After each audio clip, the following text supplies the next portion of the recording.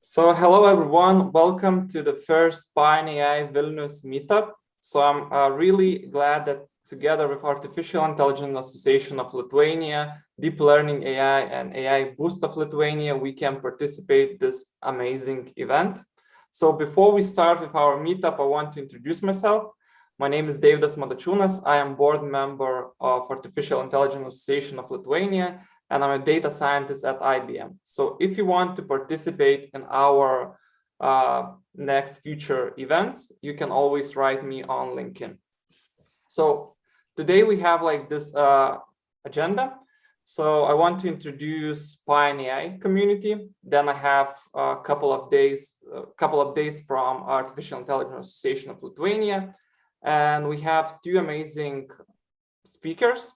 So Shubha Minuya talk about imitation learning, and Monica Venčkauskaitė talks about AI and cybersecurity. So after these two talks, we have a Q&A session.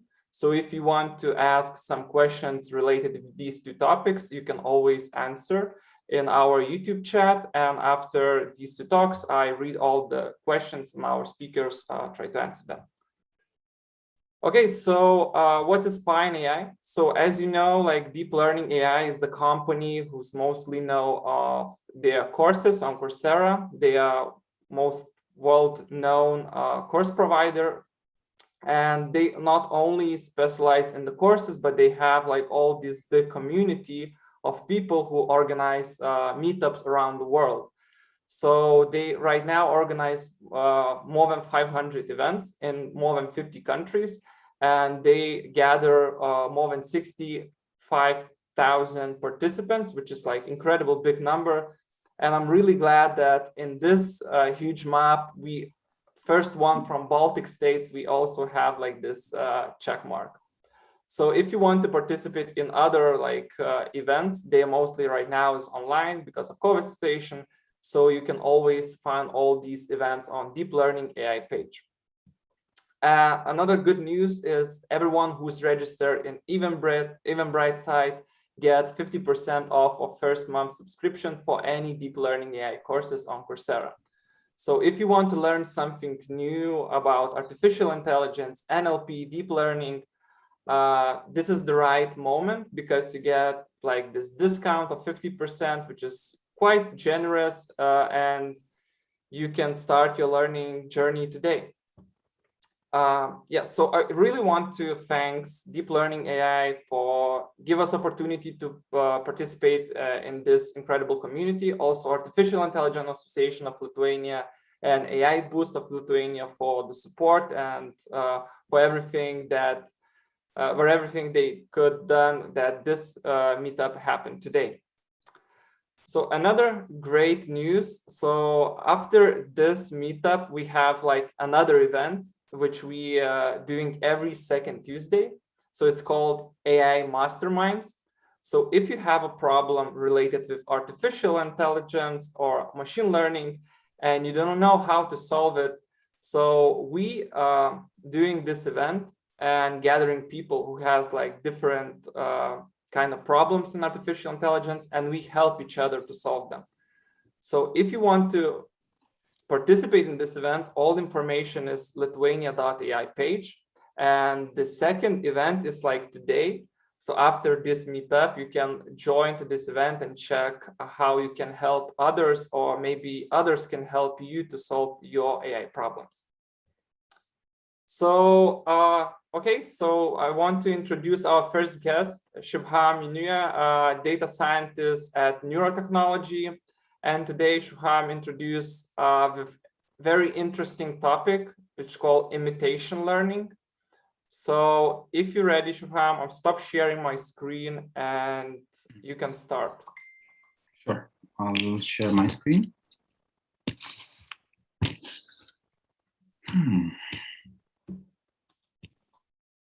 I'll just share the entire desktop, right? That'll be better. Yeah. Okay, so need to minimize this. Let's do, oh, maybe just minimize this. All right.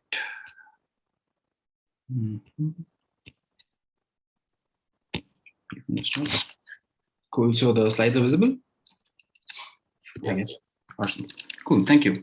So yeah, my name is Shubham Juneja, and I'll be giving a talk, small idea about what imitation learning is, and a bit about me. So I originally come from Mumbai, India, and I've been working in Lithuania for some time now.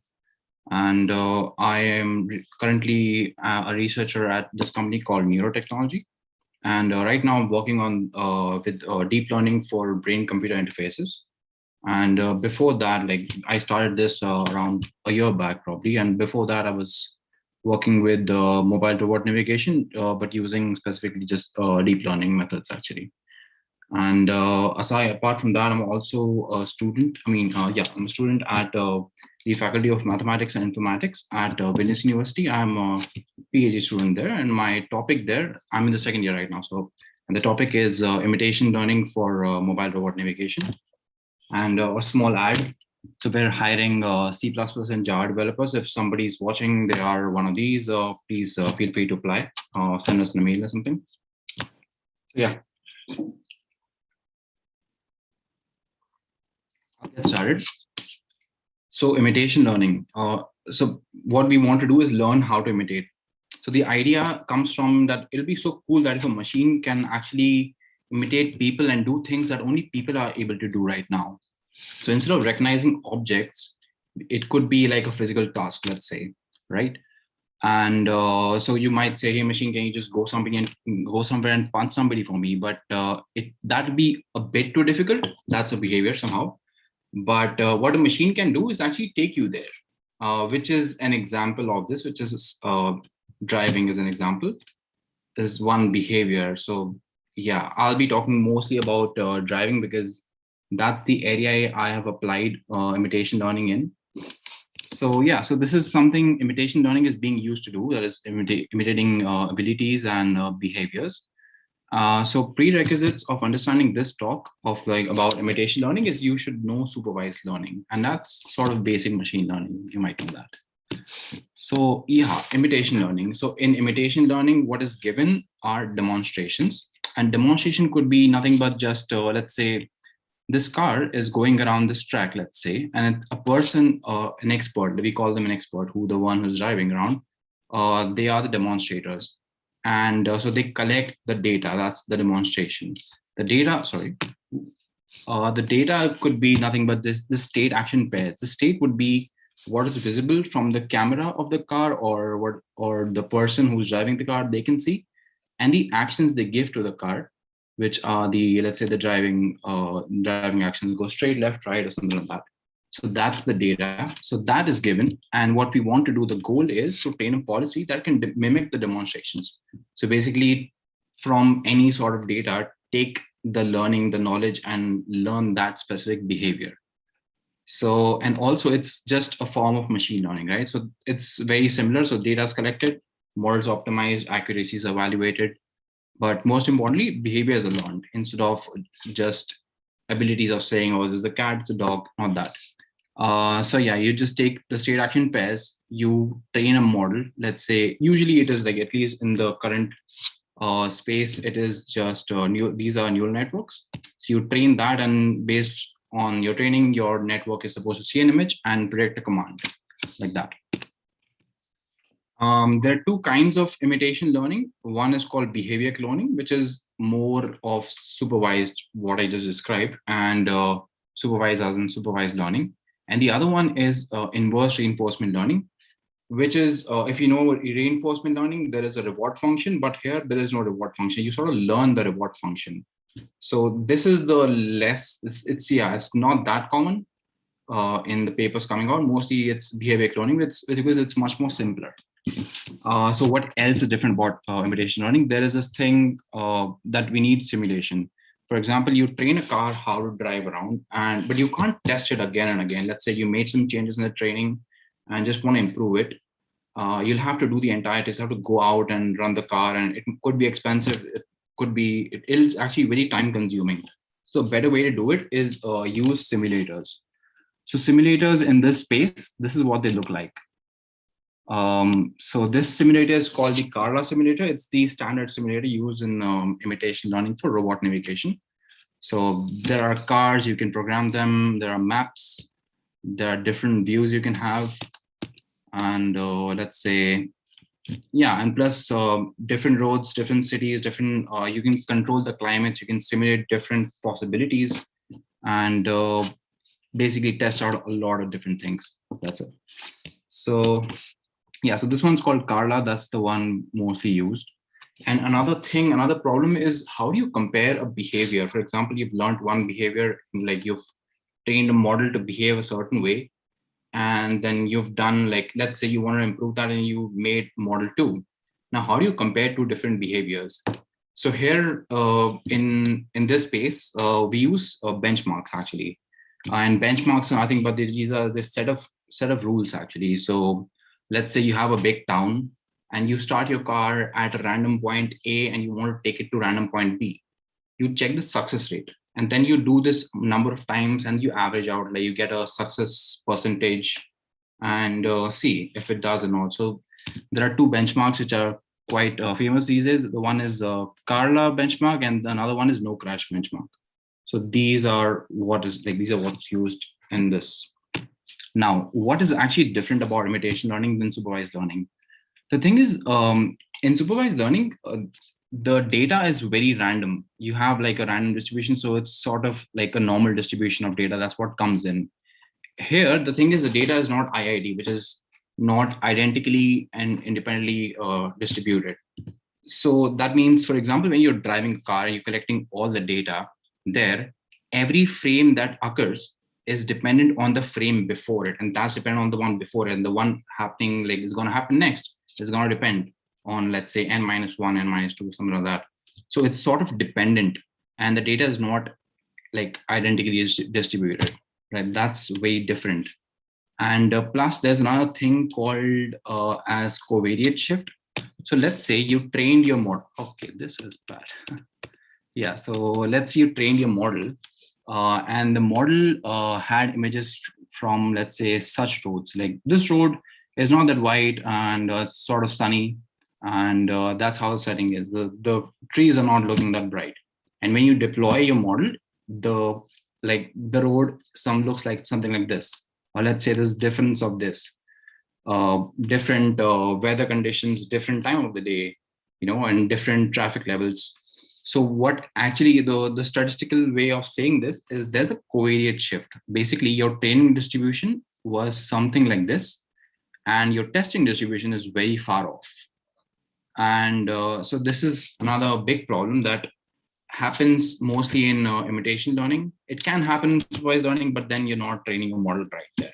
But here, there is no way to train it right. If this is going to happen, it is going to happen because the world is very unpredictable. Things are going to change. So yeah, the way to fix that is this method called as data aggregation, or it's also called Dagger. And this is basically a 2011 paper. So what happens is you basically start off your imitation learning model with a fixed data set. Let's say these are demonstrations. You train a model, call it the policy, and then you put it out in the world. So basically deployment is known as rollout in this area. That's it. You deploy the model, and now the model is not going to perform the best because there is certainly got to be covariate shift happening. So what you do is you collect the data at the points it doesn't do well, and you correct it. And these corrections are they're collected and then they're aggregated inside the main data set. So you sort of expand the data set with corrections of points where your model is making a mistake. And that's how you expand your, let's say, your training distribution. And that's how you do Dagger. And that sort of helps actually. So it covers more possible outcomes which happen, and it gets better. So this is a basic part of imitation learning. So now, so I call this presentation the angles of imitation learning because I have curated let's say right now only 3 papers basically, but these 3 papers are trying to improve the situation of robot navigation with imitation learning from different angles actually. So the first one is learning situational driving. So this one is actually focused on better modeling. How do you model better, like better behaviors in different situations? So what they suggest is humans are able to drive under diverse conditions in different situations, right? And our models should also be do the same. It should be able to do the same, right? The thing is, it should be able to, every model should be able to, let's say, drive under sunny condition on a highway, or on in a rainy day, or on busy intersections with crowd people. And these are like just some outcomes. There are like infinite possibilities of outcomes that are going to happen. So what they say, not everything can be modeled inside a single model, inside a single model or a single neural network, something like that. So what they suggest is use of mixture of experts. Mixture of experts is a way of having multiple models inside a single model, and giving them different abilities, and try to train it in a way that based on the input, you recognize the situation, and then you use the best model there, or you sort of multiply the model with different high or low weights, and you get the best output for that specific situation. So you try to learn different situations in that way. So what they do is you take the input as, let's say, the front camera image, which is usually the input in imitation learning for robot navigation. You take that, and then then you have, let's say, a mixture of experts. So these are different modules. Let's say this 1, 2, 3, and then you specifically train just these let's say these experts one by one separately. And once you have the experts ready, then you train the entire model together. And the entire model, they also put in this let's say this perception module. So it's given for the context embedding. So it gives context of the situation right now, since so it helps sort of in back propagation at the end, because you find out what is actually happening in the image and what are your experts saying. If it helps, it doesn't help, so it back propagates and improves. So they have this let's say this loss function they train on, and that's it. So that way they sort of help out the entire model to learn different situations in driving. So this is how the results they kind of look like in this area. So you have trained your model on, let's say, town 1, and then you show it certainly a new town, and then you have different tasks. A task is nothing but the level of traffic in that town. So you would start with empty traffic, like there's no traffic on empty streets, and then you have regular traffic, it's like, and then there's dense traffic. And these are the success rates, let's say. So this is the model, the one we just spoke about, LSD, learning situational driving. And this one gives around 96 plus or minus 1% of success rate in empty, and sort of goes down eventually. But so it sort of does better than the others, eventually, mostly. So I'll not be talking about the results for other papers, because just introducing how things are, and this is more about the angles, how the papers are different, how they try to improve. So so this is how do you model better situations. Another one is how do you collect better, let's say, better corrections. So how do you do the dagger process, the dagger I just spoke about? How do you do that better? So what happens with the traditional dagger methods is, so this paper actually does a study on the current method and also available other methods. And what they see is, so dagger is actually done in iterations. So once you collect your mistakes, let's actually look at this. So once you collect your corrections, then you train the policy again and the rollout again. And then in the next iteration, it's going to still make some mistakes, probably less than the previous model. And you keep doing it, you keep iterating until and unless it stops making mistakes. So going back. So they do the study. Let's say, which one's dagger here? Dagger is the gray one, I see. So the gray one sort of goes ahead in the first iteration, and the second iteration stops showing improvements over multiple iterations. So what is actually happening is you have this set of demonstrations. And once this, let's say your demonstrations are around, let's say 400,000 images, which is kind of a lot of data, almost 500,000 data points. And then you collect some corrections on that, and you integrate that into it. So your data set is actually expanding. While it is expanding, it is actually correcting, it's actually collecting a lot of repetitions of data. For example, the last time you drove, you probably, let's say you went to McDonald's, it was 2 or 3 kilometers away from your home. To get there, you might have taken 3 or 4 turns, not more than that. And most of the time you might be going straight. And that's what driving actually is. You are mostly going straight. Sometimes you go and get into intersections or traffic or some weird situations. And those are less data points for those specific situations. While your data set might be filled with a lot of going straight, repetitions, and you do not want that. So data becomes harder to train. And then on average, it might not perform that well on situations which are not like that many in your data set. So that's the thing. So that's how problems are created. So this paper, it suggests using Dagger with critical states and a replay buffer.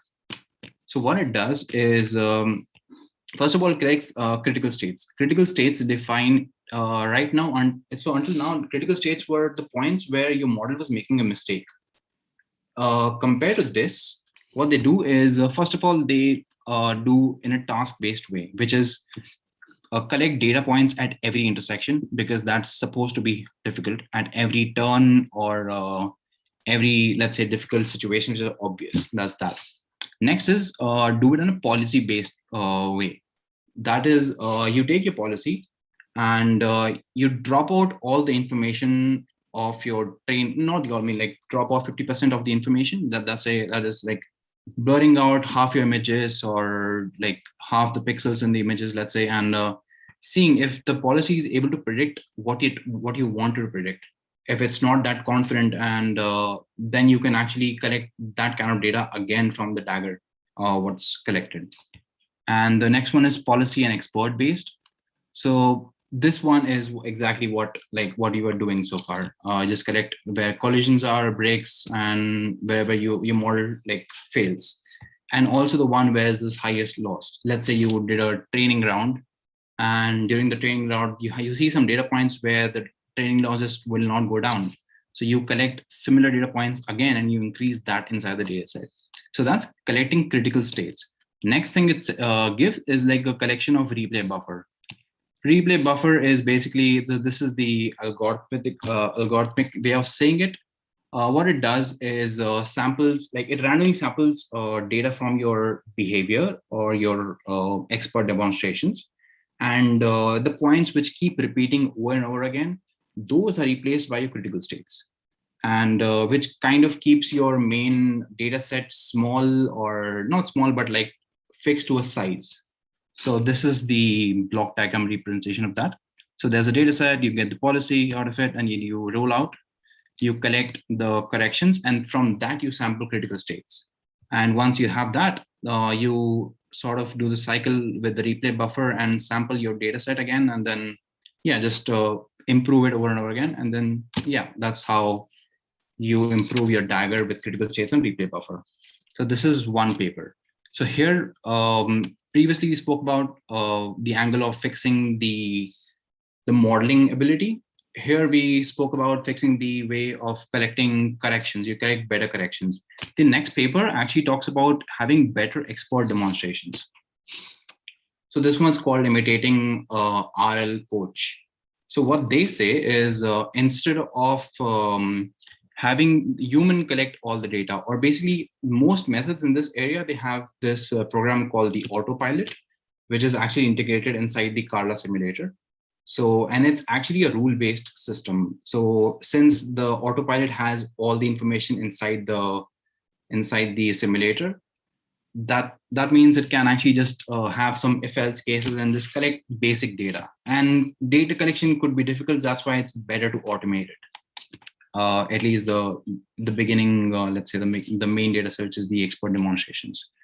So that's what everybody does, all the papers do, but which could not be the right thing to do, because it's not very smart to depend on rule-based agents, because they are like the most simplest ones. They're just, if it's red light, go straight. If it's not, what the thing is, humans are much smarter, and they can figure out ways how to get through different cases, but what the rule-based agent might not be able to do. So it'll need a lot of interventions, and depending on humans could be expensive. That's another problem. So instead of doing that, what they do is train this. So they train a coach based on reinforcement learning. Now this coach, what it does, it is actually trained on bird's eye view image data. Bird's eye view image is something which is like a top-down view, which is, let's say, this GTA game. That's what it is doing. This is the bird's eye view. So when you see this car going, you stop here, you actually see that it has more information other than like not just the front camera. If you just get information with the front camera, that's just this much.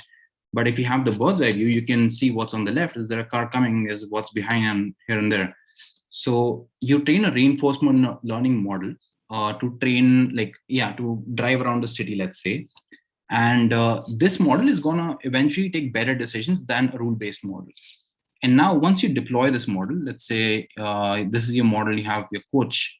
Once you deploy this model, you can collect the front camera images from there. So you have, like, let's say this car has a front camera, and while it's driving around, the front camera is collecting data exactly how and a rule-based agent would be collecting data, or like a human would be collecting data. But the decisions are much smarter. So this is a way of replacing the expert data, basically the expert demonstrations. And then once you have the imitation learning data, you just use the traditional way of training a IL agent, imitation learning agent, and that's it. So you have smarter data, and this is the angle of changing the expert demonstrations. But it might sound a bit counterintuitive because reinforcement learning is quite difficult to do. So what they do to make it easy is they use this method of something like segmentation. So they represent the entire top-down world in a very simple way. So these are drivable areas represented. This is like a desired route. These are lane boundaries. And then the other cars, pedestrians, and they color coded in different things. And it becomes an easy problem to solve with RL. And so once they have that, you can just train your simple imitation learning models. So these are actually like 3-year-old models, but they still work and they report much better results. So yeah, giving a recap, what we looked at what is like learning how to imitate, what imitation learning is, and what is data aggregation. How do you correct, how do you collect your corrections, and how do you correct your model and you make it better? And then some angles of how research is looking at fixing and making it better, because right now it is not better. You don't see any cars on the street using this. And there could be more angles as well. One could be exploring the input modality. Like right now, most models, they only depend on the front camera, just that. What if the front camera is sort of blocked in some way? There's too much sunlight. So you could actually have another input modality, which could be, let's say, another sensor, like a depth sensor or something like that. And you can depend on that to make smarter decisions while one is blocked. And maybe with two sensors together, you can have like two sensors in the camera and the secondary sensor, whatever you choose. You can actually make better decisions. And another way that you could that could be explored, or it's kind of being explored, is the topological use of learned behaviors. So you can learn a lot of different behaviors and use them topologically, basically. So different behaviors in different situations and different areas of the city. And so that's that. That's my presentation. Thank you. If you have any questions, let me know. I'll stop sharing my slides.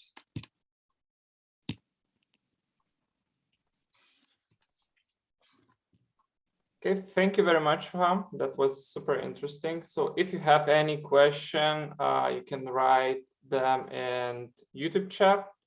So, and I want to introduce our second speaker, which is Monica Venčkauskaitė, machine learning engineer at Vinted. And today, Monica introduced us in AI in cybersecurity, which I think is like super important topic nowadays in the AI world. So if you're ready, Monica, I'll stop sharing my screen and you can.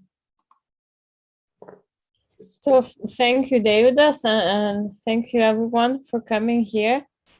I think it's a really good time to talk about important things, and machine learning is actually, it's a very exciting area. but these days it's getting more and more applications, and I think it's important to talk also about cybersecurity. So today I will be talking about machine learning and cybersecurity. And let me share my screen so you could see it. Okay. Let's share. I think it's good now, right? So I'm coming actually originally coming from physics. I studied physics. This is where I got introduced into machine learning. And later on, I pursued machine learning and cybersecurity. I was working in a cybersecurity company where we were building products which would help to prevent hackers from intruding our systems, which would also help to navigate in this day and age where fake news is a commodity, where we try to see what's true, what is not in our current world. And actually, as machine learning algorithms grow to be more complex, better imitating people, and actually even composing their speeches, if you've seen the Obama video, we also need similar tools to help to prevent these fake news and to find what is true on the internet. So I will be summarizing a bit the current cybersecurity landscape today, where we're going, where we are, and what do we need. Also, we'll talk a bit about common threats. So basically, what should we save ourselves from? And also hacking AI, how AI can be hacked. And then we're gonna continue talking about fake news, a little bit about information wars, also what is OSINT. OSINT is short for open source intelligence. And then we'll see how machine learning can help us as a threat hunter.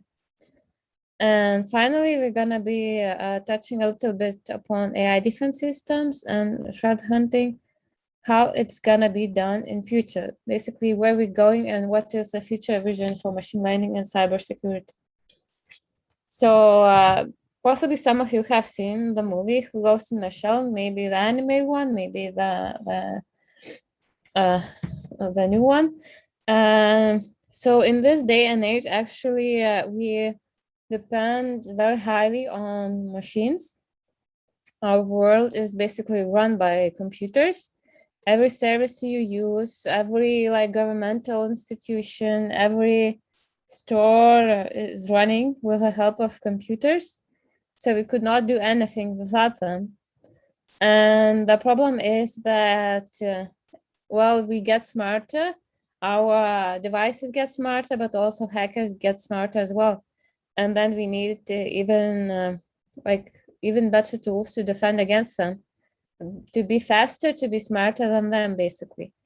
And yeah, it's actually lovely to ponder a bit how we're gonna be living in near future. So some of you also possibly know that Neuralink with the lead Elon Musk are developing devices which will be used in human brain to connect ourselves to the computer. So we can only imagine how important the cybersecurity will be by then, when we will be basically a hybrid beings wearing some devices. So it is clear that we need to work on cybersecurity. We need more talent. We need better brains, and we need better developments. So talking cybersecurity threats, there are actually quite many. I am sure that all of you have been in some kind of cybersecurity attack or cybersecurity attempt. One of those is phishing. So phishing is basically a type of social engineering. And you can see here, it's like 37% of all cybersecurity threats are phishing attempts.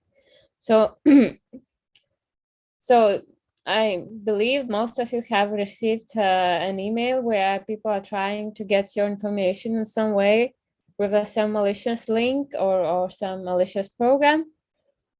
And this is actually a very common threat we defend, especially in organizations where we have very sensitive data.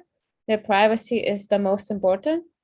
So, for example, if you receive those phishing emails, they can usually be detected by smart algorithms, but sometimes they get through.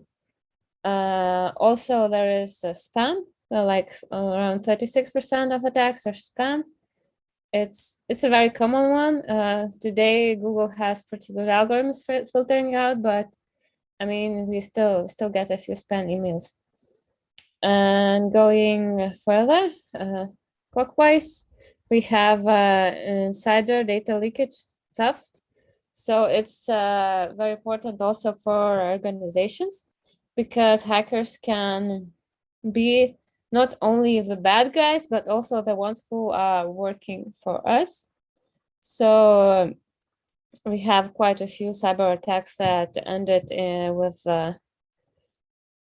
data leakage, and such companies, you possibly heard, well, last years we had a news where the companies were assaulted by the hackers because one company leaked the data about their the code of their product, making it vulnerable and exploitable. So it's a very dangerous, and sometimes it's hard to notice that your enemy can be living within your own organization. Another one is denial of service attacks. So basically, it's when hackers try to bombard some kind of service or your computer with multiple requests, meaning they try to access your service so many times with their botnet usually that the service simply cannot handle it and it fails. So it used to be a pretty common attack a few years ago, and these days we're having better tools to avoid it. So there are also like bot detectors, programs that detect whether the bot is trying to get into your system, meaning you have a trial of access repeatedly, usually with the same time intervals from the same IP addresses. So this is something that can detect and block. Another one is mobile device theft. So yeah, most of you are familiar with this one. Also, physical security attacks. Somebody can actually try to get into office or your home possibly and try to get information from your systems. And then there's external hacking, 50%, the biggest one. And it's actually quite a big game. There are like hackers, black hat hackers, which are trying to intrude into your systems, and they are also like different types of security roles, which are basically the same. They are hacking and trying to protect from those hacking techniques. So if you are a good kind of hacker, you can have a very fun career working as cybersecurity specialist and pen tester and try to prevent like companies from being hacked. Basically, it's a law of nature that hackers always get smarter. So we always need to be aware of the new techniques and to be able to follow them. So this is basically a very high level summary of all kinds of security threats. And now we're gonna continue and talk a bit how we actually deal with them. So there is a common framework which is used by most of the companies which have cyber security response, meaning they deal with cybersecurity incidents. You would be surprised that like most of the companies and governmental institutions are having those incidents all the time. Usually we don't know about them if they are pretty minor, but very often they are like talked about in the press. Sometimes companies try to prevent this information. It makes sense. It damages their reputation. But very often, like if the passwords are hacked from the system and they are sold on some kind of forum in the dark web, so it's basically very clear that like the company was hacked. So it's very important to respond to incidents and respond them timely. If you notice it too lately, it can also like be very damaging to your reputation, because then the press would say that you did not even take care of the incident, and basically you know that your security level is horrible. So good companies identify cybersecurity incidents as fast as they can. So first of all, of course, if we want to deal with the incident, we need to identify it. And there are quite a few strategies. There is also a standard protocol which could be followed also to notice different kinds of threats. So cybersecurity is actually a very standardized field. Most of attacks are registered in databases, and you can learn from there, like what types are there, how to see them. So basically, at first, we have to identify the risks we have, the systems we own. So, for example, a computer network, maybe printers connected there, and so on. Maybe there is storage for like secret kind of data as well. So that's residing on different networks. So we have to, in order to take care of our whole setup, we need first to identify what we have and what are the risks. Number two, we need to protect it. So one of the basic cybersecurity like rules, which you can use at your own responsibility as well, is basically minimal access. So you give person as little accesses as they need, meaning that they cannot affect or modify system if they don't have the right competencies. So first of all is access control. Then there's also like awareness training. Everybody in the organization should be aware what's happening. Also, data should be protected and so on. So these are more like organizational responsibilities. Interesting things come when we have a detection, because this is the place where machine learning also comes in. In the detection phase, we can identify anomalies and events, which could be classified as intrusions. And after we detect them, we respond. The detection process actually these days is like it's experiencing a transformation, because traditionally it's done by analysts. They usually monitor your system, see what's happening in their dashboards, and they try to see where is the incident happening. It's good from expertise point of view, because you're getting somebody with usually with experience, looking at from multiple sides and identify complex behavior. But on the other hand, it's rather slow and human resource intensive. So you get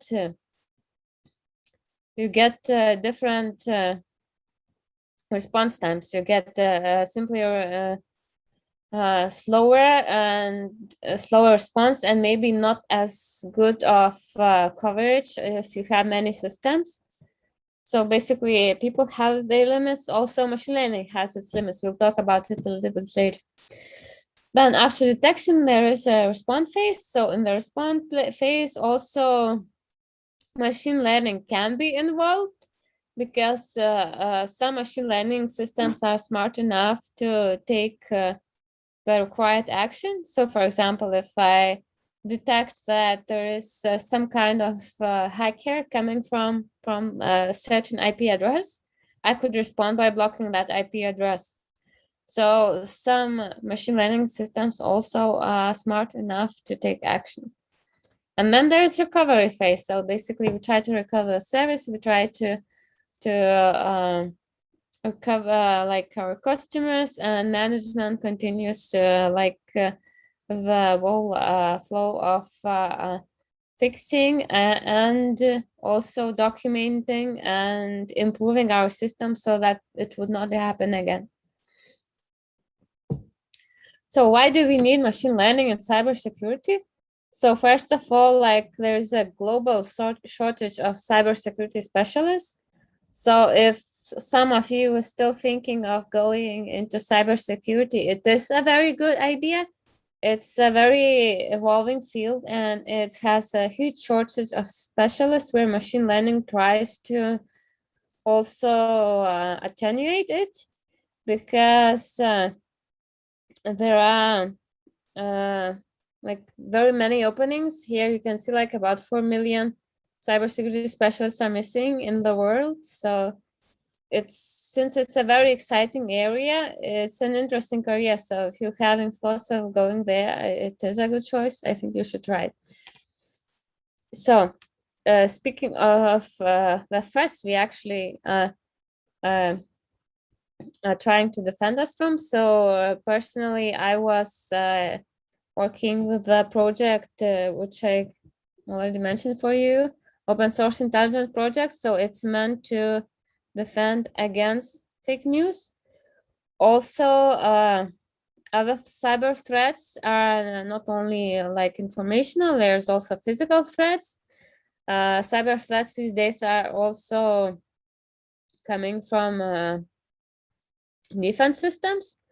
So here you can see like an autonomous attack drone, which is like autonomous vehicle built for attacking and killing. So it's basically already a robot game. So since the drone is pilotless, also the defense is kind of cybersecurity, because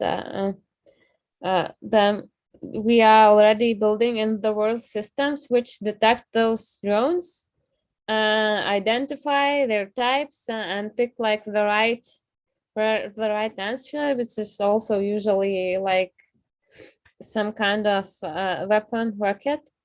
So this is also an area which is technically called also cybersecurity, because there is so much machine intelligence involved there, image recognition, recommendation engine, and so on. So maybe some of you folks are working on recommendation engines. So sadly, anything human builds can also be used for war. So recommendation engines are also picking the right rockets for defense systems. And yeah, so here on the right side, you can see a medical robot. So the good thing that robots during this pandemic were helping us by going there where nobody else would, like where in the areas where patients who are infected were residing, and also they were carrying medicine, transferring video calls, and providing some help with patient care. So in the future, our medicine will also be full of robots. I would not say it will be run by robots, because the way we are going now, it's basically AI is helping us to perform complex surgeries. It's already assisting to make brain surgeries faster, also to make the diagnosis better. And yeah, I mean, usually the doctor is always in the loop making the decisions, but AI is providing good assistance. Well, another side of the coin is where we have technology. We also have threats that come with technology. While you yet cannot hack a human, you can hack a robot and also a computer. So actually, sadly, last year we had a first human death from cybersecurity incident. In one hospital in Germany, the computer systems were hacked, and a patient who had its data in that system could not get help, and the patient sadly died. While the doctors were trying to take care of the computer and trying to pay the ransomware for the criminal who hacked the system. So it is very sad, and we think that in the future we'll have even more incidents like that. So nowadays, like, some industries are not actually ready with both knowledge, talent, and cybersecurity readiness to protect themselves. Another like dangerous incident that happened last year. So then the first vaccines were transported over the shipping network. Trucks were being hacked for information, and hackers tried to interrupt the whole logistic system to disrupt the vaccine delivery. So the shipping company was not ready, because usually like shipping companies don't go very high tech, because they don't realize the need for it. And this year showed that actually there is a growing need for every single company to protect themselves against cyber threats. So cybersecurity shouldn't be something of like a high-tech world. These days it should be basically a good hygiene. And another thing that comes into play now that you notice that how big of a specialist shortage we have. So actually machine learning can help with threat detection and help companies to defend it.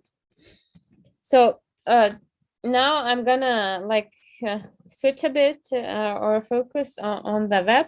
So actually the web is way deeper and darker when you think, than we think. Maybe of course some of you know that, but most of the web is something we cannot see from our everyday use. So for example, the surface web is only about the 4% of the whole web.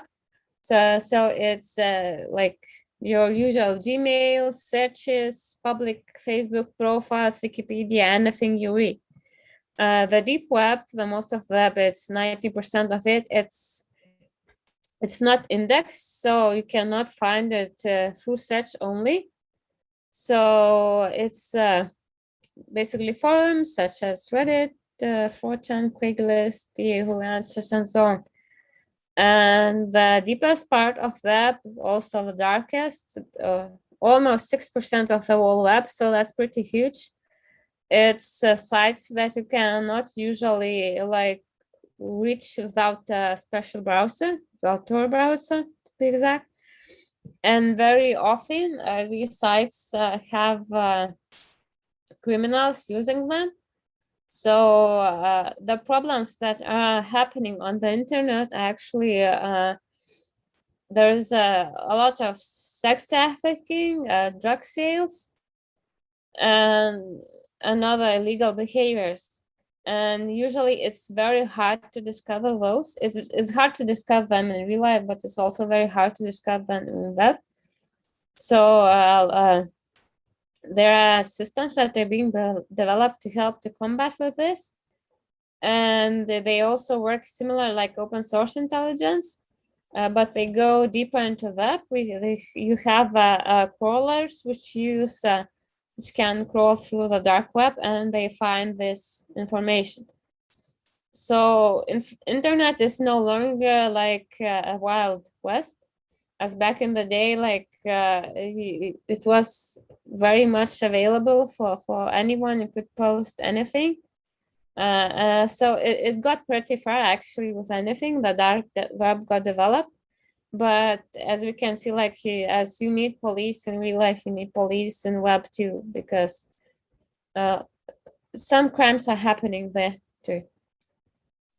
So I was working on an open source intelligence tool in the previous company I worked, we developed a tool which would crawl the web,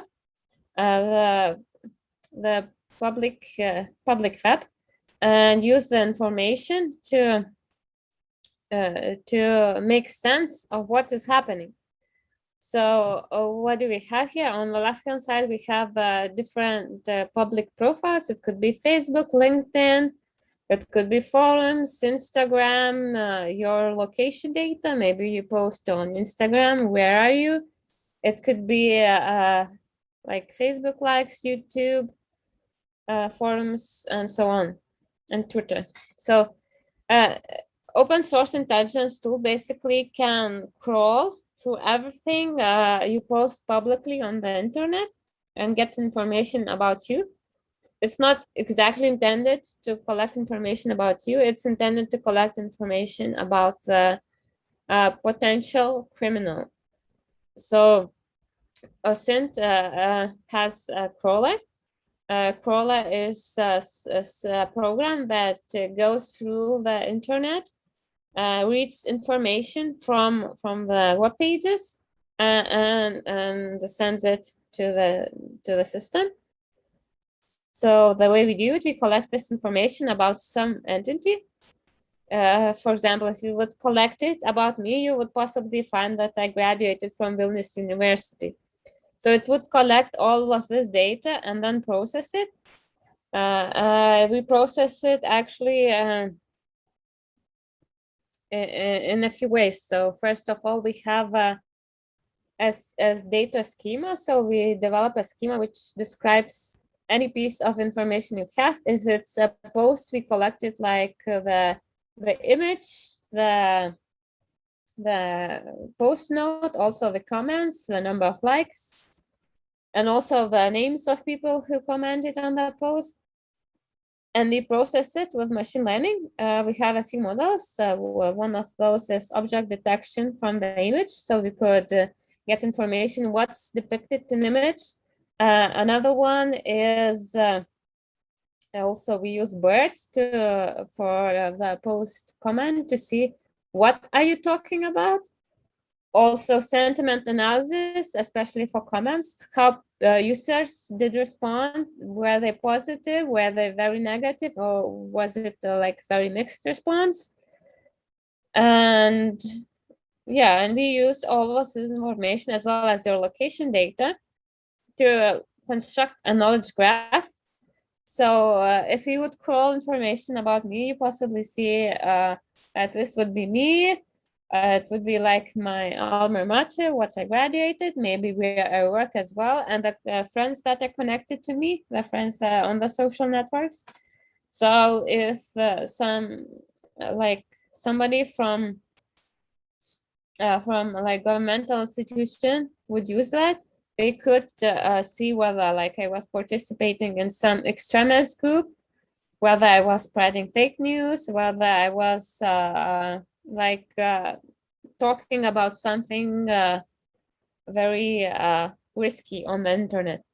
So it is usually used to detect criminals. Also, you can use it to detect simply by what is happening on the internet.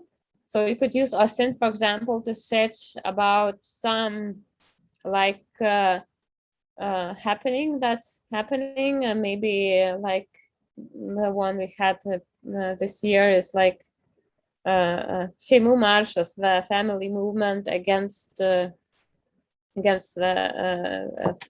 sexual freedoms of people. So if you would search about them, you would possibly find the whole like group of people. You would find their the information they post, which would be from sentiment analysis. You could see very mixed, and we would have very mixed reactions, both like very supportive and very negative.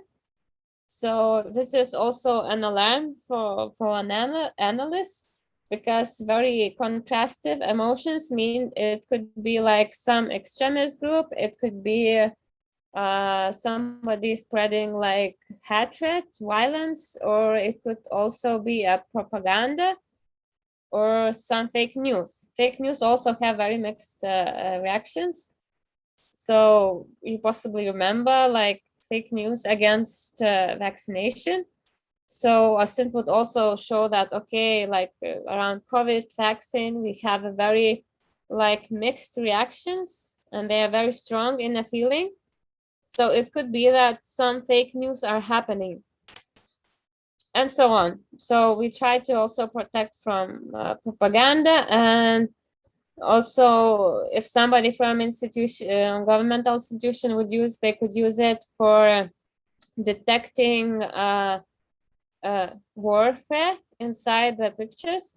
One of the cases we use for is actually going through Instagram and detecting the weapons we find in images.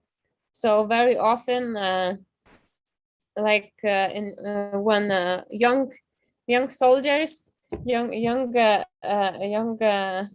soldiers go to service, they very often post their pictures in Instagram. Maybe their girlfriend visited them and they post it, and OSINT can't detect that. And if they posted the location as well, you can already know that there is like a military training happening out there.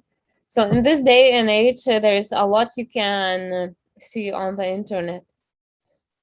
Basically, it becomes an eye for the things we post, and fortunately and unfortunately, we cannot control them. Like if there are many people participating in some group, somebody is gonna post something that's supposed to be private. So yeah, this is how it goes these days. And another use case for machine learning. So the previous one was used for analyzing the information, which was called OSINT.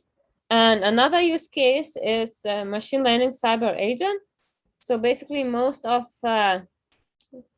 cybersecurity systems which use machine learning are actually having an agent inside. We call it machine learning agent. And I was also working on a project where we built a machine learning tool to detecting criminals.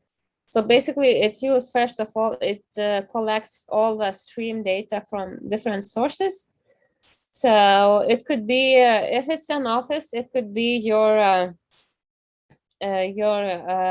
computer system, computer network, also like your printer, phone, you name it. It could be also like something more, I would say more risky, where human lives are involved. It's usually like it could be collecting data from the cars. As the cars go smarter, there are also more ways to hack them. So basically you need to monitor what your smart car, what kind of messages it produces. Is it all right or is it being hacked?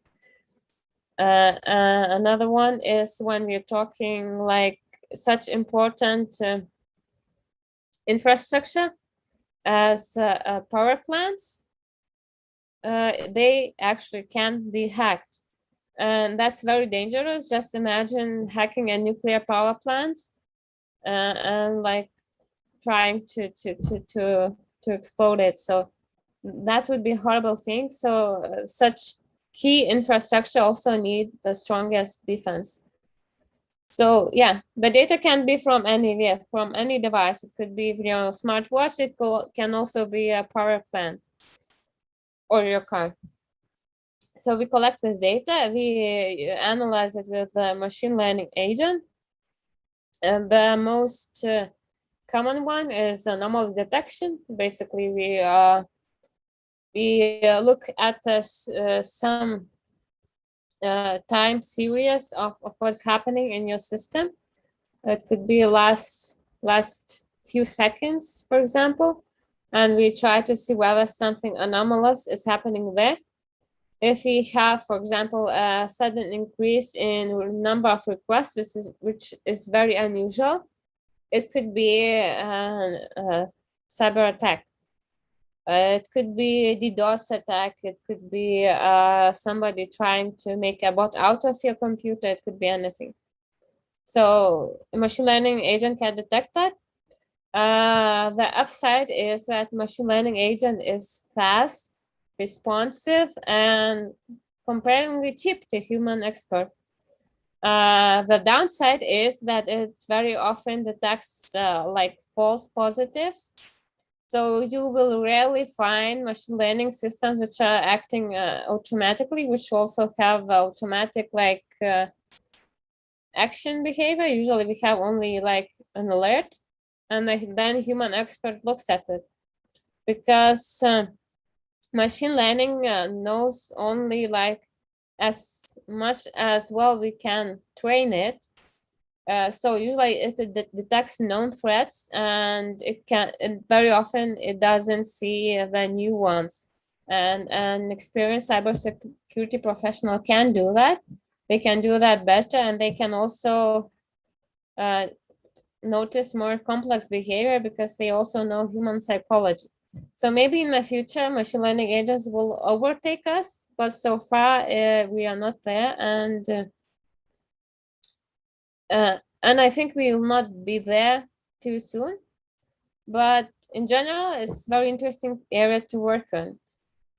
And last but not least, if I would like to recommend one of the books I really like. If you wonder about the future of AI, where we're going, you should also read a book about AI superpowers in China, what's happening in China, how much they invest there. I mean, and the things they are developed there are super awesome. Of course, they have a different point of view of data, but it allows them to develop like new companies faster, to ship new products faster. So they have a very lively ecosystem with many amazing inventions already. So you should check that out. And yeah, and I would like to thank you for listening. It was very fun talking cybersecurity. So I hope you'll have some questions, guys. Now I'll give my mic to David. Okay, thank you. That was super interesting talk. So, so if you want to ask some question from Shubham or Monica, you can do that in YouTube Live. So I have questions also for Shubham. So first question for you. So we mostly talk about like self-driving cars when we talk about imitation learning. So are there some other like applications for like more that companies can use, not only for like self-driving cars, like some case in robotics? Or it's mostly where we want to learn how to imitate some other behavior, and it actually sort of fits into robotics mostly. And there are at least two of these applications. One is self-driving cars or robots driving around, and the other one is actually again robots, but it's with the robotic arm. So an arm has a lot of these axes, and to grab something, you need to adjust a lot of different axes and get into the right angle. So instead of a human doing that, you can learn that behavior and apply imitation learning there and learn that. So yeah, I've seen two so far, but I hope there should be more because it's a pretty big area and people are investing in it. So there should be more, I guess. Yeah. Okay. Yeah. Thank you. I think we have some issue with like YouTube live chat. Sorry about that. So yeah. So maybe I can't hear you. Yeah. Sorry. I want to ask Monica also about cybersecurity questions. So maybe you have some advice for like data scientists or machine learning engineers, how they can be like more careful in day-to-day life, like building models and analyzing data and building like these pipelines. So so maybe you have some advice for like data scientists or machine learning engineers? Yeah, I think the number one is think what your data are you training on.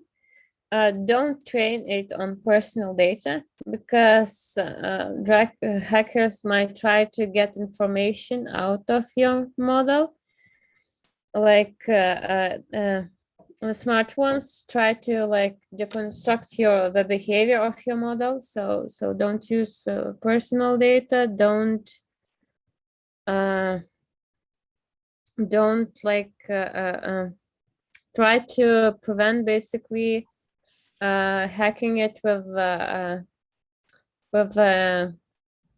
malicious like information.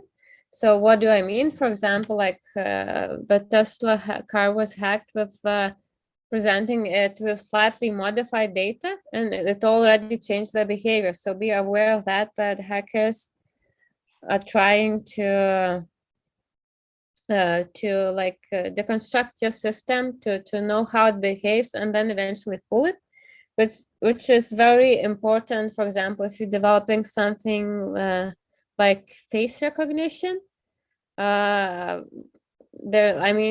recognition in this day, it can also be hacked.